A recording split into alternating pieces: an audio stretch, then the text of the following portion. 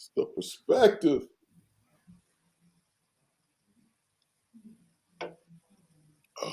Perception becomes truth.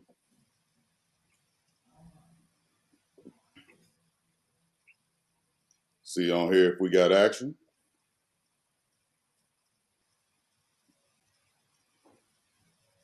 I would say we do.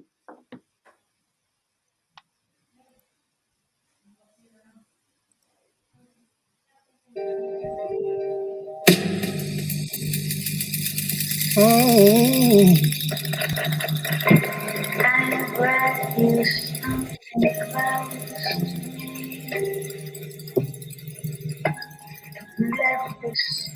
to me. Left is something you see through your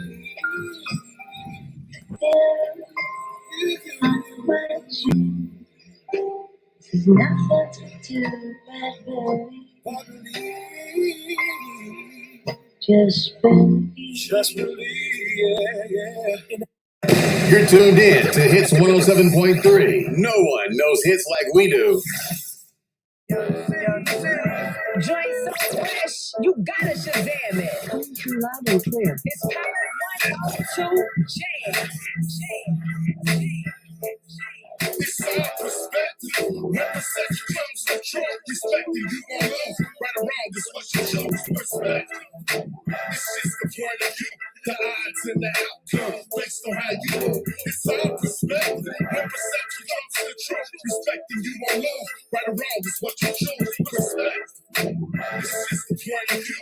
The odds and the outcome based on how you move. The odds and the outcome based on how you move. What's going on, my brother Walton? You on mute, you on mute, you on mute.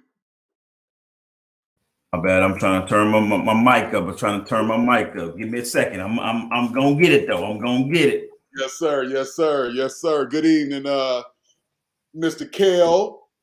Man, we back at this boy, man. It's Perspective 217. What Mo said in that verse was the odds and the outcome based on how you move, not how they move, but how you move. Like I said, it's Perspective 217. It's your boy P. And it's your boy Kels. And we back in this building on a nice, fine Thursday. I believe it's February 10th. Yes, sir. So we are 10 days into what they have labeled Black History Month. Yes, sir. 2022, man. Can you believe that, man? We in 2022, Black History Month, 10 days into it. Absolutely, absolutely, man. So, man, give us a synopsis, man, of how your time away been.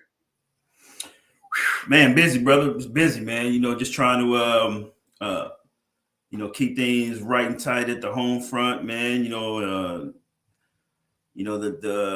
The gig is what it is, man. You know, like pretty much everybody in the northeast part of the country, man, got hit with some pretty severe snow, man. So a couple of days, man, we was out. You know, you was in the elements, man, and one of the things I realized, man, is that having a snowblower is a bonus. You know what I'm saying? Because that manually shoveling, bro. Right.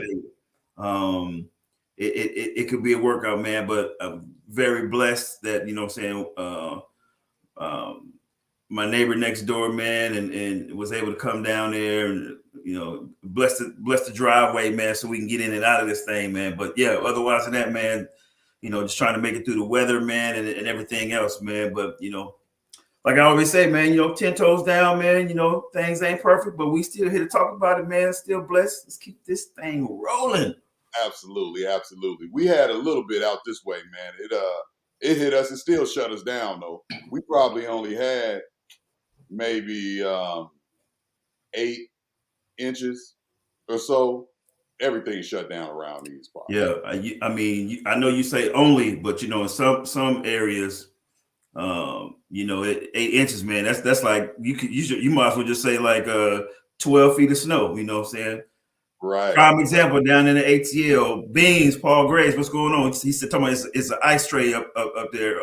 You right. It was an ice tray up this joint, man. But I heard Atlanta, you know, what I'm saying some other states, you know, down southeast, man, got hit hard too with it. So Absolutely, absolutely. So, Kale, man, it's been a little bit, man. So we're gonna go on and jump right on into it. So there's several topics we want to touch on. Which one you want to dive into first? well, let's start off with, man, one of the most controversial ones, man. Here recently, you know, it seems like every week, or at least every month, man, we're talking about situations, man, that are involving the community and um, law enforcement in some form or fashion, man. And it looks like you know, we're not too far-fetched from it. So a couple of days ago, this young brother, 22-year-old Amir Locke, down in Minneapolis, which everybody knows Minneapolis is man, they've been going through it, you know, with a lot of different situations, you know, most notably for, you know, the George Floyd and Breonna Taylor situation. But here we are today, man, with another situation, as far as this young man, Amir Locke, being in his apartment, sleep. I believe he was on his couch, and law enforcement down there decided to do a no-knock warrant, and basically gain entry into the apartment. Now, P, I want you as a seasoned vet, man, that's well versed and has law enforcement experience, man, and please explain to our viewers and listeners exactly what a no-knock warrant is, so everybody be on the same page here. So I mean, it's exactly what it sounds like, right? It's a warrant where law enforcement gets granted from a judge that they go to a location they've convinced them that whatever's in that home or that resident or that building, whatever that space is, there is a high risk of loss of evidence if the person that they're looking for has time to, you know, move things around. So that's kind of where the basis of it is. And so they come to a location and they don't necessarily do that announce, you know what I mean? Like, for instance, if they came to my crib, they wouldn't say, Preston James, come out with your hands up, you know, carrying no weapons, you know, hands free and clear. You know what I mean? They wouldn't say that. They would, if they did not, it would be that first boom, police, boom, and then they're on their way in, Break right? the door. Mm-hmm. Now there's some issues with that. I mean, I understand the concept behind it of why the request would be put in, but there's so many other life endangering issues that come along with that type of warrant. Mm-hmm. And so let's kind of go back and forth. What's one of the ones that come to your mind about an issue with the no-knock warrant? Well, you know, initially, man, when if you're a homeowner, or you know you're renting that apartment or condo or whatever space it is, man, and someone opens or enters the door, whether it be by a key or a ram, and there's no announcement, you don't know exactly, you know, who's entering your home. So, you know, the element of surprise, I guess, is supposed to be on the law enforcement side, but at the same time, if you're a homeowner and you don't know specifically who's coming into your house, you could very well believe that's an intruder. Because in this situation, to comment on why that statement is relevant to this situation, the male that we're speaking about, he had a firearm with him on the couch, and when they gained entry into the location where he was, he pulled the firearm out, right? Yeah. Which, if I hear my door being kicked, regardless, I got two by my bedside, and then if I got a little bit of time, I get to that closet, they're gonna have a lot of boom, boom coming their way, right? It ain't just gonna be the pop, pop. Yeah, and this is what I guess where a lot of people are pissed off about, man, because although this wasn't a battle ram situation where they knocked the door off the hinges, man, they had a key. So they basically just unlocked the door, man, and came on in and just start screaming, like get up there, all that situation. So this young man, is asleep on his couch, really kind of out of it, and the next thing he see, I guess well, I don't want to speak for what he saw, but we're assuming from I guess some of the video that's out there is that he was woken up out of his sleep more or less with unknown people more or less either coming at him or standing over him, and he like, well, hold on, as he's waking up, then he reaches for his firearm that is his constitutional right of bearing arms. And so any person who's probably in that situation where he feels that somebody that he doesn't know, because he's not expecting anybody, especially just to walk through the front door freely, that he's going to defend himself. And so he winds up grabbing for his firearm and was ultimately was shot and killed. Well, okay, so I don't know the particulars of whether he had the right to have the firearm or not. Mm-hmm. And regardless of that, he has a right to protect himself. Correct. And in a place of around him. I'm thinking, even if someone had a key to get in, and they startle me out of my sleep with my mask on, right? So everybody, I wear a CPAP, right? So I'm Darth Vader, at night. So if you come in and you startle me like that, the first thing I'm not going to really, because that's not supposed to happen while I'm sleeping, right? Somebody's not supposed to come in and I'm not supposed to be startled and woken up by a bunch of yelling by people that doesn't sound like my wife, right? So I'm gonna already be on protect mode, because I'm hyper vigilant anyway, right? So I'm already gonna be on protect mode, and unfortunately, in this situation, they had a legal right from the judge's warrant to enter that property. Yeah, it's just that legal action, and within that justification cost that other person their life. Mm-hmm. Yeah, and I think to make matters even more kind of cloudy, some of the things I've heard too, and again, we're not attorneys here, we're not judges here, we don't work for any part of the law enforcement there. This is our perspective here on Perspective 217. I thought that I read too that the warrant that they had was for someone else and actually not for Mr. Locke. So there's some other technicalities, man. From what I've heard, and like I said, I haven't confirmed anything because we don't have any kind of search warrant documents in front of us to confirm or deny. But there's been mention that no knock warrant was for another individual, not Mr. Amir. So that needs to be ironed out, as well as I guess him being a valid firearms owner as well too. So it's a lot going on, man. Which is it's very unfortunate, because not too long ago, this whole situation had arose from the Breonna Taylor incident, and everybody knows kind of how that played out.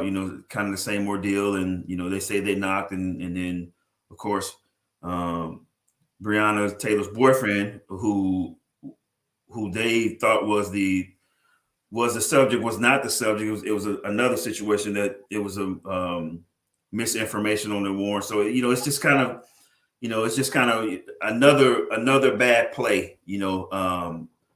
As far as this, so second time another life being taken, man. So people in Minneapolis and in the Black community are pretty upset and pissed off about it.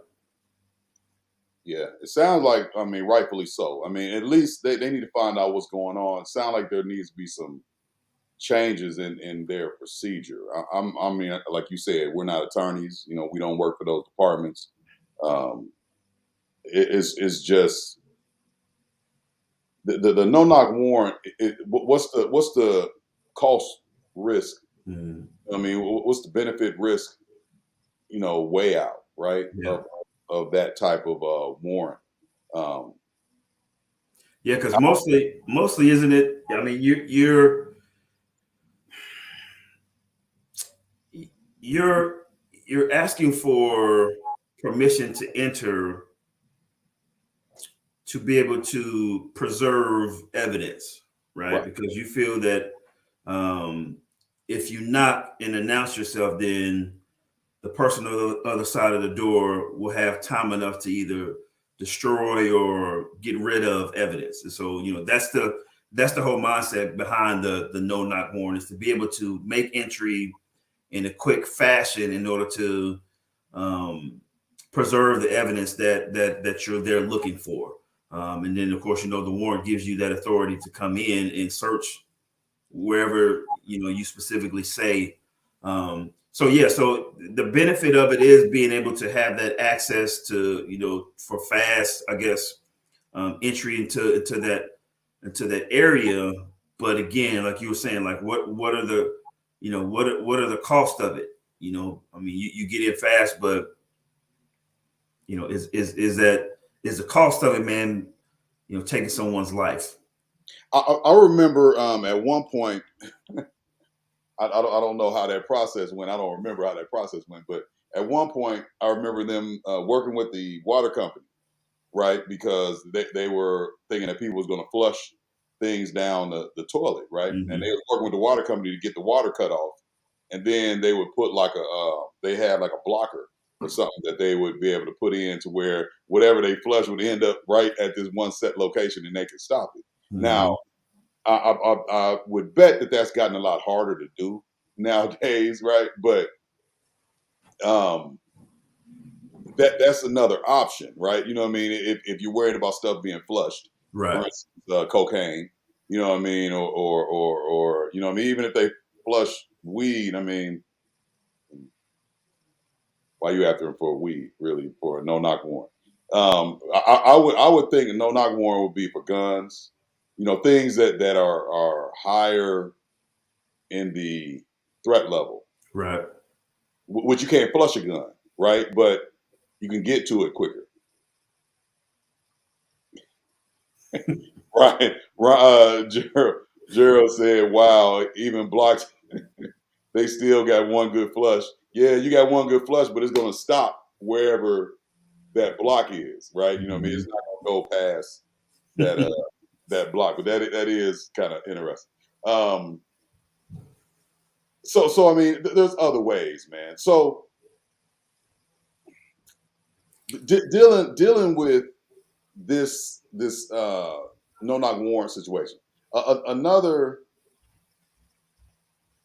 thing about it is first off, you said people they have the gun or whatever, but sometimes you're startling people that have nothing to do with the crime. Mm-hmm. Right? Like if he wasn't the person they were looking for, he just happened to be in the way. I remember doing search warrant when I was on the Metro team, and you as a negotiator, the SWAT or Metro team would go in and then they would detain everybody along the way. Mm-hmm.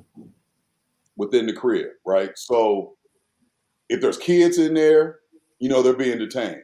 If there's a grandma in there, she's being detained. And, I just think it's better. We did more of the knock and announce, and ask, and demand that they come out, along with the crib being surrounded. Even though sometimes people try to jump out of second and third story windows, Yes, sir. we both witnessed that. It's just it puts life at a little higher value. Saying, okay, let's try to at least get them out before we, try to go in. Yeah. It has its pluses and minuses, man. And it's, I don't know, man. If you're there to get get evidence, then that's one thing. If you're there to do an actual arrest warrant where you're looking for a particular person, you can set up a perimeter and Right. call out the negotiators like we know and go through those protocols. But when you're talking about evidence, I mean, I don't know if it where do you draw the line? What I'm saying? Like where is it too much? Especially when it comes to someone losing life, because I mean, you take somebody's life. I mean, so what was the whole purpose of that search warrant now? I mean, that's kind of a no issue now. Now you have to deal with something totally different now, because what you went there to to obtain, now you find yourself in another world of red tape. So Yeah, what you said was what it struck in me is what was gained. You know what I mean? But by that no knock, what was gained from that? exactly. We know what was lost, Yeah. but what was gained? I ponder when I look at like different cause and effect, right? We always in life in general always look at, okay, what if it works most of the time, people roll with it, Yeah. right? And no knock warrants work most of the time, right? They get what they're looking for. But then we have these situations where it went the complete opposite, right? It didn't work at all, right? Even if they got the drugs, they had somebody's life was lost because they, which I think any of us would try to protect themselves in the situation that they're in, because they don't know what's going on. You startled them, you woke them up. Mm-hmm. It's just it's just a shame, man, that life is just, people just say, oh well, right? Because there's some people out there that's just saying, oh well, right? She shouldn't have been at the house that a warrant was being issued for. Yeah. You know what I mean? Just because they have no empathy for somebody's life. I hope I don't know any of them, but I know there's people out there like that. I see it on social media. I see it on Twitter, right? It's just kind of, people are so insensitive and are going to stand on one side regardless of whether it's right or wrong. Yeah. Yeah, and that's the thing, man. This situation that we're talking about today, is one of those situations where you want all things to be right. You know what I'm saying? Because if you're taking the time and the effort to to go through those steps, because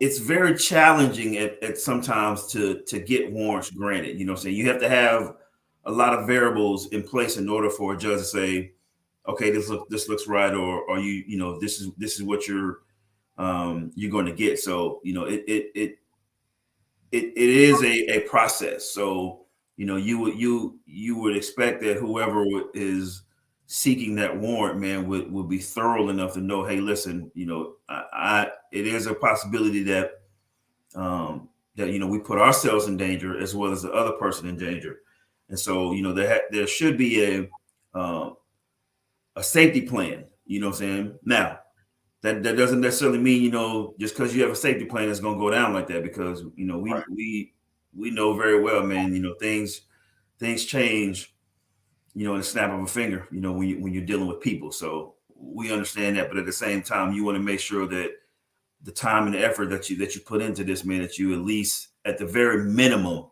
you know, you have something worthwhile, man, to pursue when it comes to, you know, a criminal, you know, criminal investigation.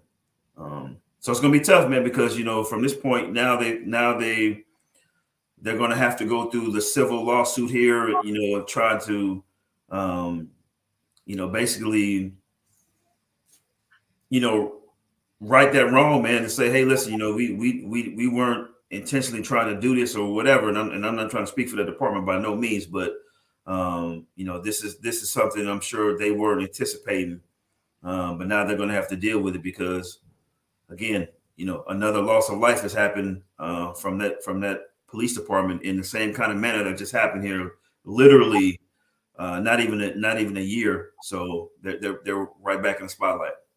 Yeah, yeah. Man, I pray for all those people involved, all their families, regardless of what side they're on, because I mean, as you know, man, there's a lot of lives that's been impacted um, by this situation, regardless of which side they were on. Absolutely. But man, okay, so shifting gears a little bit. All right. This one could take like 4 hours because there's so many little details to it. Black History Month. We're in it. We're in it, right? We're in Black History Month. You hear me, right? 28 days, sometimes 29, out of the shortest month, out of the 12 months that we have in our calendar year. And it's a celebration of Black history, right? You know, should we have Black History Month? I mean, let's talk about it, brother. You know, this is the perspective, man. This, you know, we're gonna talk about these topics, man. So, I mean, at hindsight, I mean, is it a good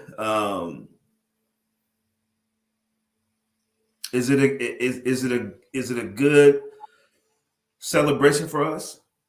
You know, to bring the light that, you know, that we as Black people should be celebrated. Yeah, yeah. I mean, you know, to highlight us and, you know, and to give us you know, 29, you know, 28, 30 days, you know what I'm saying? It's kind of, you know, Mostly you know, 28. you know, we like to take, you know, a day or two afterwards too, or so, but yeah, to, you know, to speak and highlight, you know, you know, the greatness about Black people is absolutely worthwhile and needed. But on the flip side, is 30 days really? Is 30 days really in it? No, don't give it 30 days, bro. Because February ain't never had 30 days. It's either 28. I mean, yeah, 29. I mean, is a month. That's what I'm saying. Is a month. That's not really a month. Is does it really give us just? I say absolutely not. Not saying that we should abolish February as Black History Month. What my viewpoint on it is that it should be year round. It should be forever. It shouldn't ever be narrowed down to 28, 29 days where other people acknowledge the accomplishments of the Black people. Mm-hmm. Right? You know what I mean? You see it everywhere. You know, I'm at the gig, I see it all on their little, all their signs, all their TVs. You know, all of the accomplishments that have been, you know, achieved by Black people, African American people, people of the African persuasion, right? Whatever you want to call it. People that's brown, right? Whatever you want to call it. Mhm. The I see it everywhere now, right? But it didn't start until February 1st. On January 31st, I seen people starting to set up for it, but January 30th wasn't nothing there. Mhm. They weren't celebrating nothing. Wasn't nobody even talking about around these corridors Black achievement. Right. But then once February ends, in another 18 days, because this ain't a leap year. We ain't got 29. Mhm. So in another 18 days, when Black History Month ends, what happens to the celebration? That part. I mean, Now, it's kind of like the uh on Christmas, man, when they bring out the Macy's parade, man, they got the big balloons, you know what I'm saying, of different public figures and cartoon characters, and it's kind of like the big hoopla, you got the whole confetti and everything, man, and then it's like once you get to the end of that broadcast and that commercial come on, you know what I'm saying, and it fade to black, and you go to something different, and then they come back and you in the middle of a golf tournament or some kind of bowling or something like that. You like, that's it. that's it, bro. You know what I'm saying? I like what some of these comments that's coming in, because I think it's real spit, right? It's like a checkoff for non African American, for the majority population. It's like a checkoff. Say, oh, well, we celebrated you. Let's check that off, right? So you need to kind of be quiet and be appreciative, because we celebrate you. You know what I mean? We let you celebrate yourself in public. Yeah. Yeah. And I'll say this, man, like we're not saying that we're not appreciative, but understand this to our counterparts. Like, I'm Black 365 days. You know what I'm saying? So these 28 that you done singled out, like I hear what you're saying, but before we get to February 1, I'm Black, and after the 28th, I'm Black. You see what I'm saying? So my every day that I wake up and I'm blessed to walk on this earth, man, it's Black History Month for me. You know what I'm saying? So I get what has been kind of created, but we need to dig deeper, man. You know what I'm saying? We need to dig deeper. It's 2022, and it's very cliche, and I guess it kind of fits, like you said, when these corporations and stuff get all involved, and it's hey, it's Black History Month, it's Black History Awareness. Like, let's go a little bit deeper. I mean, because we hear the stories of Martin Luther King, we hear the stories of Malcolm X. You know what I'm saying? Like, we have far more wealth in history than just those two gentlemen. And don't get me wrong, they are iconic. Those two men I just mentioned, without a doubt. But there's more to us than Martin Luther King's "I Have a Dream" speech. You see what I'm saying? There's more than Malcolm X, by any means necessary.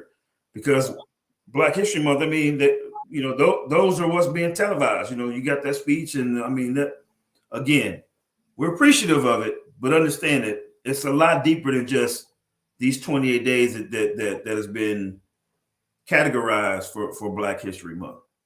So this brings another thought to my mind, Kel. So it's dealing with Black History Month, and it's dealing with our next topic.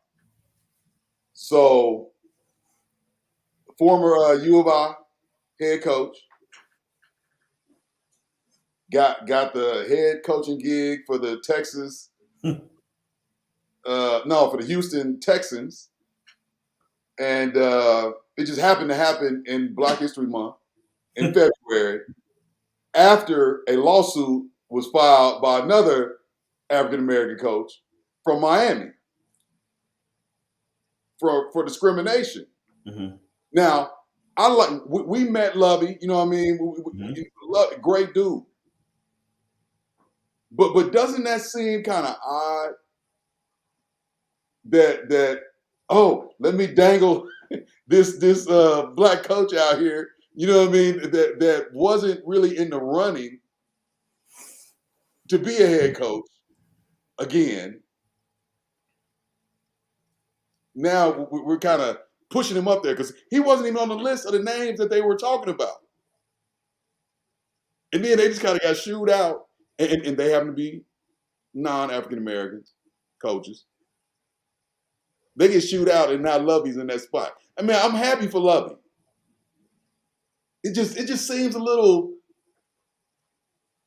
too coincidental, right? You know what I mean? Like, and that's just one example of, you know, trying to be nice during Black History Month, but then poop on us the other 11 months of the year, except for June 19th on my birthday. They nice to us again now because of last year on that day.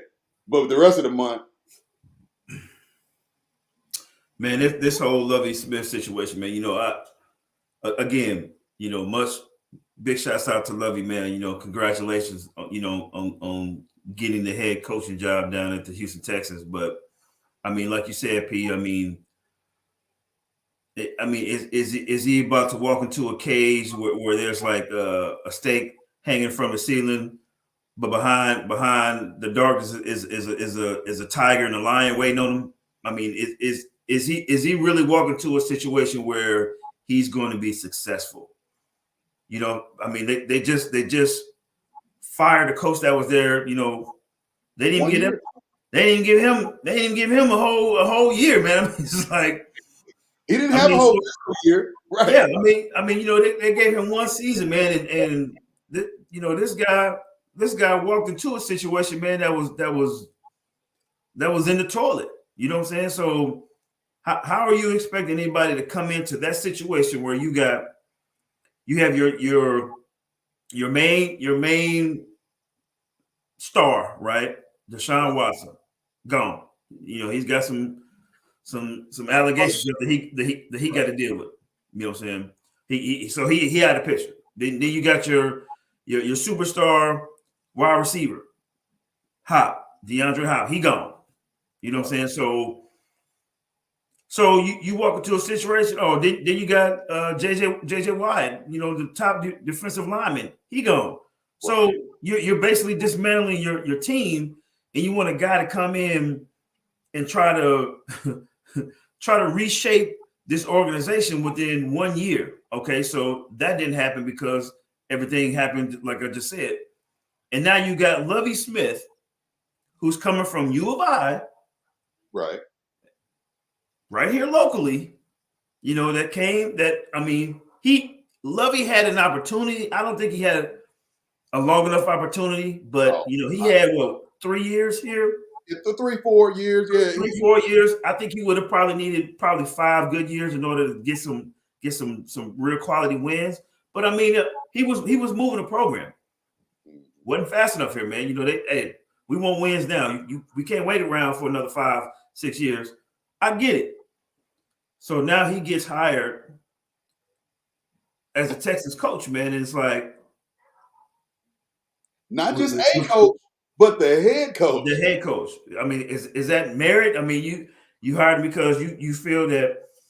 I mean, because he's been a head coach before, but it's like at that organization, like right now, with a lawsuit out, like is this one of the CYA situation for the Texans? That man, I think it's the league, bro. I don't even really think it was the Texans. I think it's the league. I think the league is back there like, okay, we need to do some PR. And Lovey, I'm not saying you don't deserve to be in that spot. You know what I mean? I think it's some PR to get him in there. He happened to be the beneficial lamb, and I just think that they, you know what I mean, they put him on like the league. The league got behind it and said, let's make this decision. Because he came out of nowhere, bro. It was like he was on the staff. Then they were talking about 3 other coaches to be the head coach spot. And then 2 days later, Lovey's the coach. That's how fast it happened. It was like, bro, I keep up with this because, my Bears are in a rebuild mode, right? You know what I mean? It's he said he's already on the payroll. Yeah, as assistant coach. But these things just seem so ironic, man, on how they're doing things. And once you kind of get behind or get to a certain level of perspective, you see things a little bit differently. So I got to ask you this, bro. What you think about the Flores lawsuit? Is it timely? Is it that time? And it's Black History. I think that's a situation he's using the month for his benefit. But I don't know all the details about the Flores lawsuit, like why he's the details is not enough Black head coaches in the NFL. That's the details, and I agree. Yeah, but there's also been some breadcrumbs, man, because when Bill Belichick, right, Hall of Fame coach, let's not even he going to the Hall. So whenever he says retired, they're gonna bring him out of his jacket the same day. So let's not even front. You know what I'm saying? When he gets into a miscommunication text message about Bill congratulating another coach, but he's thinking that Flores, he's talking to this other coach, but he's really texting Flores. And then Flores ain't even interviewed for the job. Like, come on, man. Like, listen. I don't know, man. I don't know. There's definitely some discrepancies, man, and the numbers don't lie. If you look at the NFL teams and look at, there's only 1 Black head coach, 2 now. Lovie Smith. Yeah, 2. Right. Because but the only head Black coach before that was Mike Tomlin from Pittsburgh. He's actually the longest tenure head coach in Pittsburgh history. Hey, and he been putting in work, man. Absolutely. But if you guys look at this, right, for all our viewers and listeners, if you look at this, if you really study football, right, look at the playoffs, right, from the AFC and the NFC. If you look at the playoffs, look at the people who are on the sideline that are offensive coordinators, defensive coordinators. Kansas City Chiefs. I mean, they've gone to the Super Bowl. Well, they've gotten at least, they're in the Super Bowl last year. They didn't make it this year, but before that, they won a Super Bowl. Who was the offensive coordinator for that team? Tampa Bay Buccaneers. Look at their OC, DC. You know what I'm saying? I mean, these people are being led, by great coaches. And if you're on the championship caliber, you mean to tell me that these people can't even get a look? Oh, I'm sorry. So the interesting part about all that was being said is, like,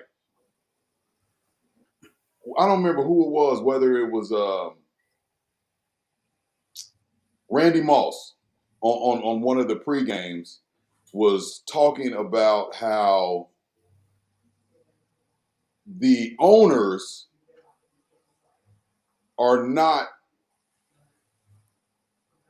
comfortable with people of our color, race, and culture right? And I say the different ways because the culture, Enemy, absolutely. the culture is how we like to interact and engage and celebrate. You know, just as examples, it's different than how the owners, who all of them, none of them look like us. The closest Correct. one is Khan, Correct. right there from Champaign, but he still don't look like us, and he's separated from us, right? You know what I mean? Even though flexing gate and his crib all out there, I've been there once because I was working security. Yeah. You know, I was a servant. You know what I mean? I was being paid to be there, right? You know what I mean? To protect his property. But he's the closest one to it. There is another minority owner, but it's like a 10% or a 6% minority. Well, I don't even think it's 10%, man, because it's just one more, I think. Because we were looking it up the other day, and the way Randy Moss feels, and I happen to agree with him, is that when I say we, I'm talking about African American males or females in this head coaching football for the National Football League. right. We're not in the positions to have the owners comfortable enough with us to make that decision and make that call. P, well, wait a minute. They're not comfortable with us, but they're very well comfortable with getting billions of dollars off of us.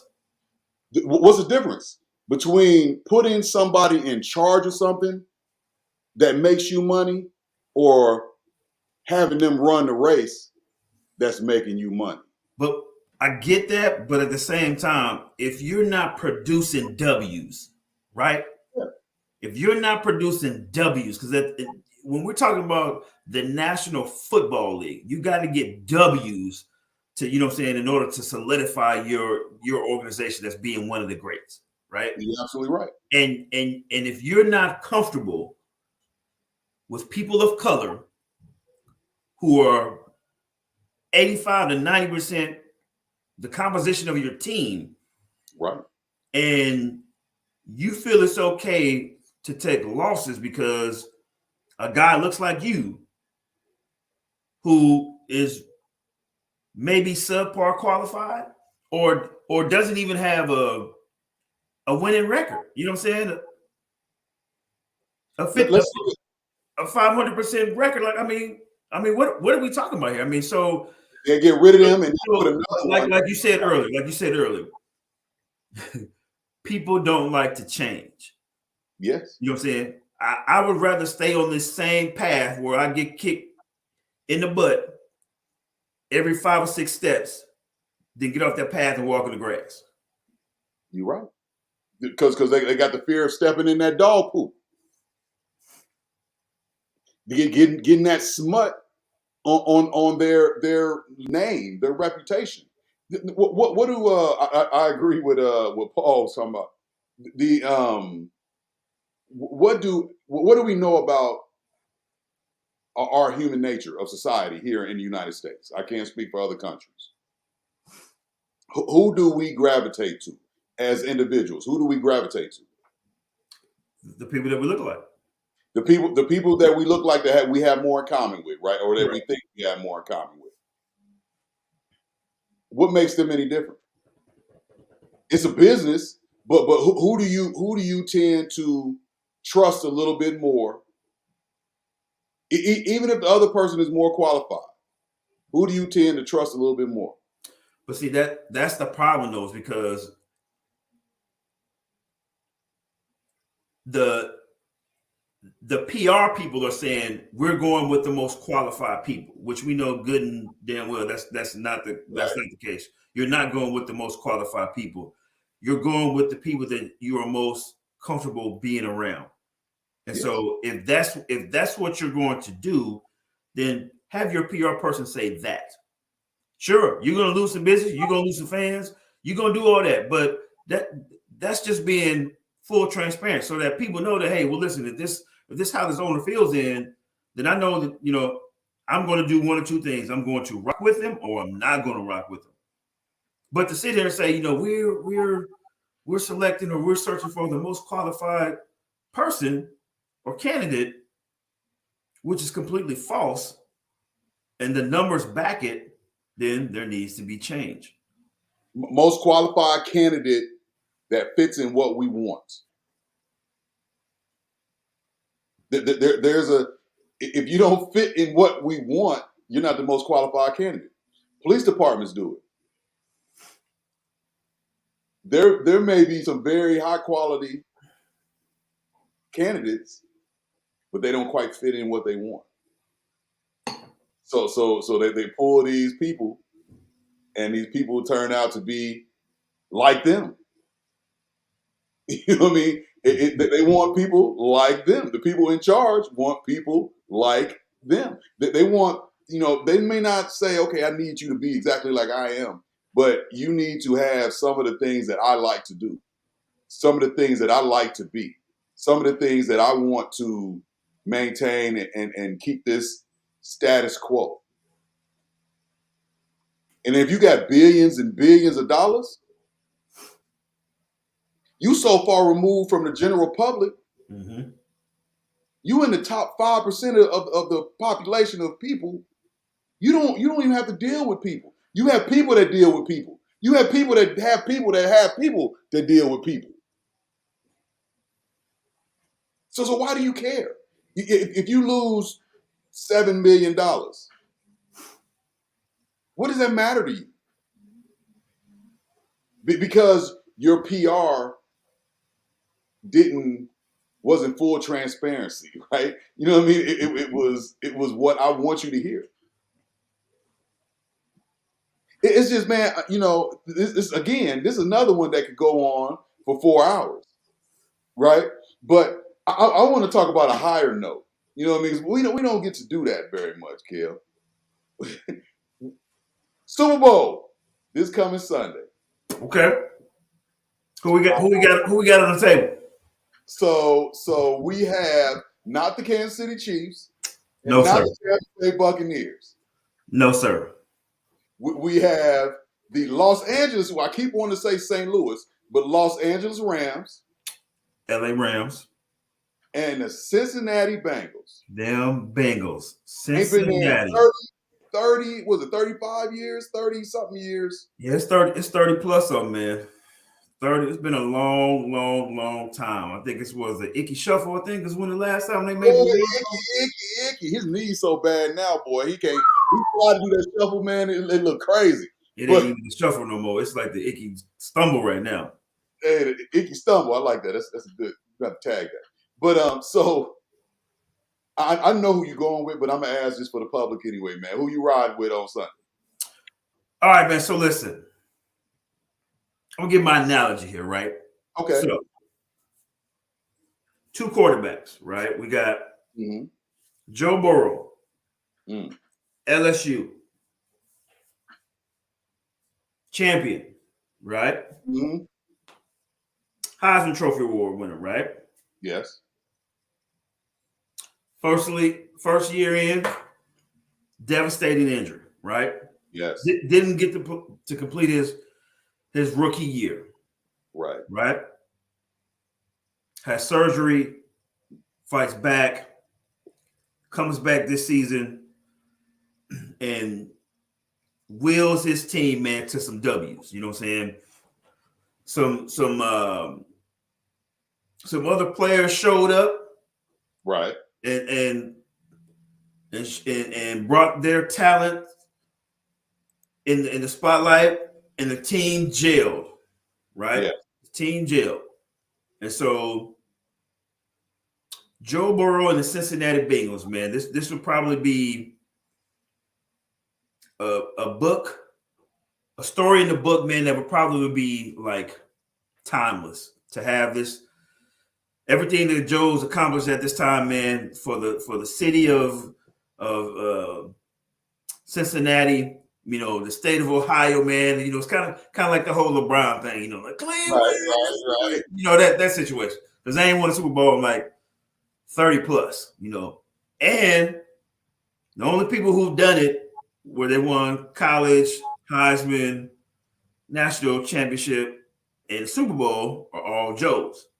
So that would be a crazy story, man, in the book. You know what I'm saying? It would. It would. Me myself though, I gotta go with them Rams. Because Now, why you gotta go with them Rams? I gotta go with them Rams, man. It's just it's the St. Louis thing, man. We our team moved because the owner was, he was on some BS, and so they moved up there to La, man, and it's kind of when you say Rams, you always gonna think St. Louis, in my head anyway. So it's in my head too, bro. I just so you rolling with them Rams, huh? I'm rolling with the Rams, man. Matt Stafford, man, this gives Matt Stafford an opportunity to kind of prove himself that he can actually win a chip, win a playoff game, win a championship. Out of all the greatness that he's had around him in Detroit, man. But the team ain't been that great. But this is an opportunity for him to possibly get a chip, man. If he go in there and do his thing. I have to say that I'm glad you broke down all the accomplishments, right? The St. Los Angeles Rams. They are a very powerful team. They have a lot of firepower. They just make plays. But I think it's just them Bengals year, man. I think the Bengals gonna go ahead and pull it, man. Out that Storybrooke that you was talking about. Yeah, I just got a feeling, man, that's what's gonna happen. Our boy Mo Fizzle, Maurice Johnson, who does our intro, it's all perspective. He's Kansas City Chiefs through and through. Hard. He I told him I ain't think they was going. I just really didn't think they was going to be able to pull it off. I didn't think that they was going to get past them boys. Mm-hmm. He swore up and down, "Oh, P, man, you crazy, man. You need to. I'm gonna be on the sideline coaching, and it's gonna happen." You know what I mean? Mo got all into it. I sent him a message like prior to kickoff, 500. Oh wow! Did he take that? Man, Mo hit me in the second quarter talking about, "Oh man, I'm just not seeing this." So that'd be a no. He didn't take that bet. I was like, no. That was probably smart business decision. Oh, it was, but it was up until kickoff. You know what I mean? We had that bet. You know what I mean? But when kickoff happened, it was over with, man. And unfortunately, my Bears ain't in it. His Chiefs ain't in it, but your Rams are in it, man. So whoever wins, I'm gonna go one further, Pete. I know since you threw out there the Bengals with the fire helmets, like Paul Graves said over there. What's your prediction on the score of the game, Pete? I think it's gonna be 31-29. That's what I think it's gonna be. 31-29. Yeah, I'm thinking more or less 31-28. Well, I said nah because I think there's gonna be some. Yeah, it's gonna be some foolishness somewhere around it, man. It's gonna. I almost said another word. I think it's gonna be about a 2 to 3 point spread here, man. And I'm not no Vegas better and all that stuff. So right. Yeah, I ain't got no money on the game. I ain't got no money on the game. We're gonna eat some good barbecue. We're gonna celebrate over Mr. Andrell, the Gentleman's Collective, which I still got to get you your attire. Please and thank you. On Sunday, and man, Kel, I feel full today. I think that we shared a lot of good information, man. Not to toot our own horn, but listeners, did y'all get some information today? Did you enjoy? Were you entertained, right, and educated? Are you not entertained? Right. So, Kel, we've hit our hour, bro. Man, this thing go by fast, man. It's, as soon as we tap in, man, and it seems like a couple of conversations, man, and a topic here or two, man, and poof, we done, man. I don't know, man. You know, I remember them days you used to do 2 hours, man, and that thing felt like 30 minutes, you know. So It did. It did. an hour of content for us, man, is like turn the light on, turn the light off, you know. So everybody, please go to our YouTube page. It is Perspective 217 Podcast on YouTube. Subscribe, share, like, watch our videos.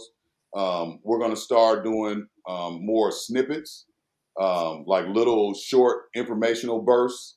And what else are we trying to do, Kel? We trying to do the Spotify?